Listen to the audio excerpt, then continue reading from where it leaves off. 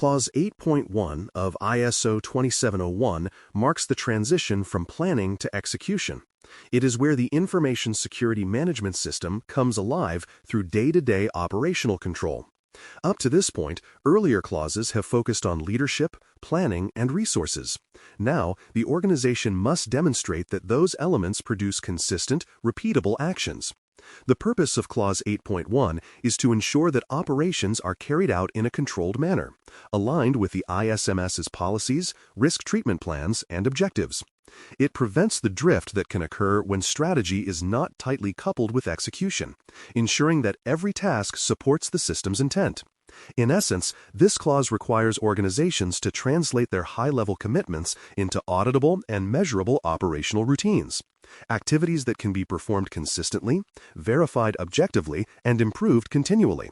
To ensure consistency, organizations must establish operational criteria and acceptance thresholds, the standards that define what ready and done mean in each context. These measurable criteria help determine whether controls and activities are effective. For instance, a patch deployment process may define completion as all high-severity patches installed on production servers within 30 days of release. Similarly, change requests may include predefined go-no-go checkpoints, where management must approve progression based on risk impact or test results. Acceptance criteria ensure that quality and security expectations are met before moving to the next step. By embedding these benchmarks into operations, organizations create predictability, reduce ambiguity, and simplify performance evaluation, ensuring that operational outcomes can be trusted and audited. Documented procedures and work instructions provide the foundation for operational consistency.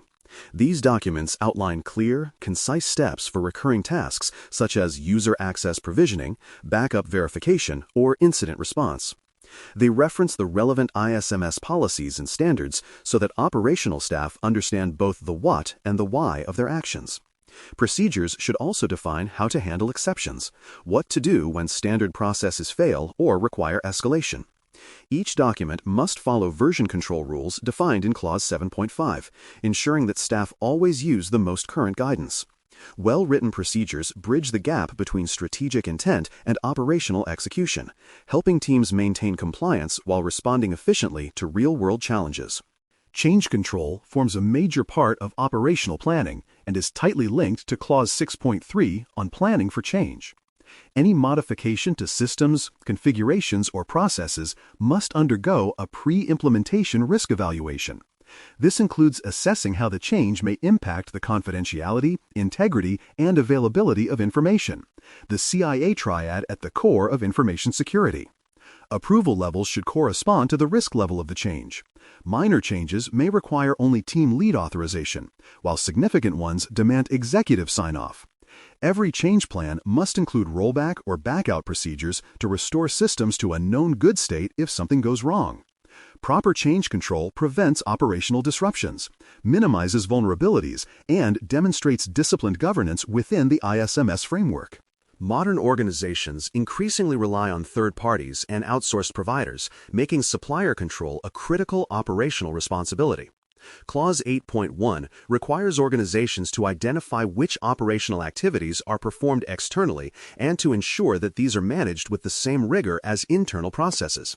Security clauses and service-level agreements, SLAs, must be embedded into contracts, specifying requirements such as data protection, incident reporting, and audit rights. Monitoring mechanisms, such as regular reports, performance metrics, or supplier audits, ensure that partners deliver as promised. Each external task should have an internal owner responsible for oversight and verification. This accountability ensures that outsourcing enhances rather than dilutes the organization's security posture. Operational control must remain tightly integrated with the organization's risk treatment outputs. Every control implemented should map to a specific risk or opportunity identified earlier in the ISMS cycle. During execution, organizations should record the residual risk that remains after controls are applied, verifying whether it falls within acceptable tolerance levels. If controls materially change, such as replacing a legacy system or adopting a new cloud service, the Statement of Applicability, SOA, must be updated to reflect the new configuration. Lessons learned from operational results should feed back into future treatment plans, closing the loop between execution and continuous improvement. This dynamic interaction keeps the ISMS current, responsive, and aligned with both internal operations and external expectations. Successful ISMS operations depend on resource readiness, having the right people, tools, and environments in place before activities begin. Staff must have the necessary access privileges, training, and authority to execute their responsibilities. Tools such as monitoring platforms, change tracking systems, or vulnerability scanners must be configured and tested ahead of time. Staffing levels should support continuity, including coverage for holidays or unexpected absences, so that operational control is never compromised. Maintenance windows should be coordinated across departments to minimize business disruption, and refresher training should precede major rollouts or process changes. Clause 8.1 ties operational control to preparedness. The ISMS cannot perform reliably unless the environment in which it operates is stable, resourced, and ready for action. For more cyber-related content and books, please check out cyberauthor.me. Also, there are other prepcasts on cybersecurity and more at baremetalcyber.com. Operational control is not complete without continuous monitoring and feedback loops built directly into the workflow. Clause 8.1 expects organizations to define clear metrics that track performance while work is being performed. These operational monitoring hooks might include error rates, task completion times, patch deployment coverage, or system uptime percentages. Real-time visibility into critical activities helps ensure that deviations are caught early rather than discovered during audits. Thresholds for alerts should be predefined, automatically triggering warnings or halts when expected performance falls below acceptable levels. These metrics flow naturally into the measurement and evaluation processes described in Clause 9.1, where they become part of broader dashboards and reports used by management to assess IMSS performance and control effectiveness. Managing deviations and nonconformities during operations is another essential component of Clause 8.1. When established criteria are not met, whether due to human error, system failure, or unforeseen events, teams must respond quickly to contain the impact and restore compliance. Immediate escalation paths should be documented so that issues are raised to the right level of authority without delay. Every incident or nonconformity should result in a corrective action ticket, ensuring traceability and closure. These records later feed into Clause 10's improvement cycle, where root cause analysis identifies patterns or systemic weaknesses. Handling deviations in flight rather than after the fact reinforces operational discipline and demonstrates that the ISMS is capable of self-correction in real time. Evidence generation is a hallmark of well-controlled operations. Every action taken under Clause 8.1 must leave behind records that prove what was done, when, and by whom. These records can take many forms: execution logs, approval emails, screenshots, exported reports, or ticketing system entries. For sensitive or time-critical operations, cryptographic hashes, timestamps, or digital signatures can provide additional proof of authenticity and integrity. Retention periods for such evidence must align with legal, regulatory, and organizational requirements. By maintaining robust operational records, the organization builds an auditable chain of evidence that validates performance, accountability, and consistency across the ISMS lifecycle.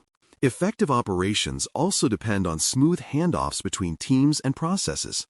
Many ISMS activities, such as incident response, change implementation, or risk monitoring, involve multiple groups with overlapping responsibilities. Clear acceptance of outputs by the next process owner prevents gaps or duplication of effort. Using Rossi matrices ensures that roles and accountability are explicit during transitions. Entry and exit criteria, supported by checklists, help verify that prerequisites are met before work passes between functions. Minimizing single-person dependencies further enhances resilience, ensuring that operations continue uninterrupted, even when individuals are unavailable. By embedding handoff discipline into daily execution, the ISMS maintains cohesion and avoids fragmentation between departments. Automation increasingly shapes modern ISMS operations, offering both efficiency and consistency when properly managed. Automated scripts, configuration management tools, and runbooks can execute repetitive procedures with precision, reducing human error and variance. However, automation introduces its own risks and must be governed like any other operational control. Access permissions for automation accounts should follow least privilege principles, and logs must record all automated actions for traceability. Version control for scripts and periodic reviews of automation logic ensure that automated workflows remain secure and accurate. When combined with human oversight, automation becomes a powerful ally in sustaining repeatable, auditable operations that align with Clause 8.1's intent. Security by design must remain embedded within every routine operation. Even in daily activities, controls such as least privilege, default deny configurations, and separation of duties should be applied automatically. Pre-deployment security checks, for instance, verifying code integrity, reviewing configurations, or validating access paths, help prevent vulnerabilities from entering production environments. Data handling rules must be enforced at every step, ensuring that sensitive information is stored, transmitted, and deleted according to policy. Integrating these security principles into the operational layer ensures that protection is proactive, not reactive. Security by design at the operational level transforms the ISMS from a compliance system into a living defense mechanism that safeguards business continuity. Operational control also extends to emergency preparedness.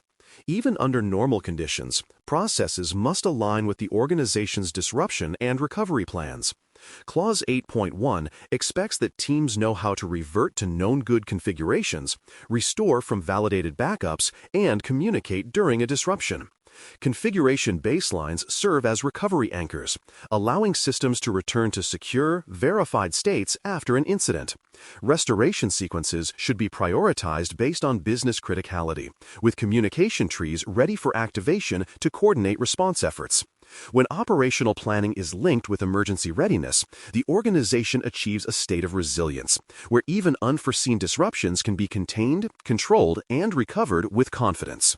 Clause 8.1 introduces a level of operational rigor that some organizations initially find challenging. Common pitfalls include relying on undocumented tribal knowledge, where critical tasks are performed by experienced staff but never formally written down. This practice leaves organizations vulnerable to turnover or absence. Other issues arise when operational criteria are vague or non-measurable, leading to inconsistent execution. Suppliers often present another weak point. When external providers are not governed by the same security criteria, they can undermine the ISMS's integrity. Finally, operational evidence is sometimes incomplete or scattered across systems, making audits time-consuming and inconclusive. Avoiding these pitfalls requires a commitment to process documentation, measurement, and accountability at every level of the operation. Organizations that excel in Clause 8.1 follow several proven practices for maintaining control and efficiency. They design procedures in small, testable increments that can be reviewed and improved continuously. Periodic dry runs and tabletop exercises help validate operational readiness and reveal hidden dependencies. Dashboards that expose real-time status and performance metrics to stakeholders foster transparency and collaboration. Regularly pruning outdated steps or redundant processes ensures that procedures remain streamlined and relevant. These practices collectively build operational maturity, a hallmark of ISMS effectiveness and a foundation for trust with both auditors and internal leadership. Clause 8.1 ultimately operationalizes the ISMS, ensuring that all planned controls, risk treatments, and objectives are executed in a disciplined, traceable way. It establishes defined criteria for performance, embeds monitoring and evidence generation into every task, and enforces accountability across internal teams and suppliers. By connecting daily operations with higher-level ISMS governance, the organization achieves not only compliance, but also consistency and reliability in execution. This structured approach ensures that the ISMS is not theoretical but tangible, living in every process and decision. With operational control firmly in place, the organization is prepared to move into Clauses 8.2 and 8.3, where the focus turns to risk assessment and risk treatment activities within ongoing operations, ensuring that security remains dynamic, responsive, and continuously aligned with the organization's goals.